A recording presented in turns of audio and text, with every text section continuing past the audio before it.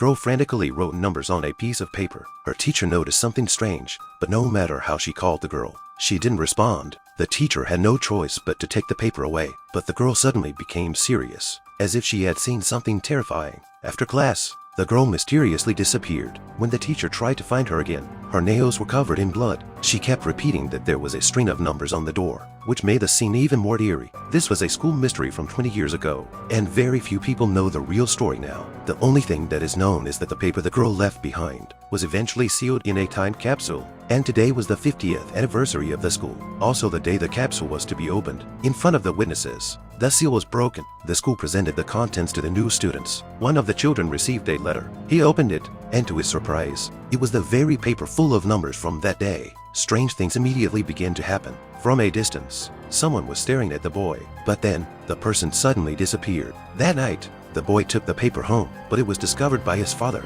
a professor. Upon seeing the numbers on the paper, his instinct was to research them. He picked out a set of numbers and realized they seemed to represent a date. He searched online and found that the date pointed to a disaster. The man became even more intrigued by these numbers. He moved a whiteboard into the room and wrote all the numbers down. Then, following the existing pattern, he began to arrange the dates. As the man searched each date one by one, his face slowly changed. Each date corresponded to a disaster, and the number of victims matched perfectly. What baffled him the most was that all these disasters had occurred in the past 50 years. But how could the person who sealed the time capsule 50 years ago have predicted the future?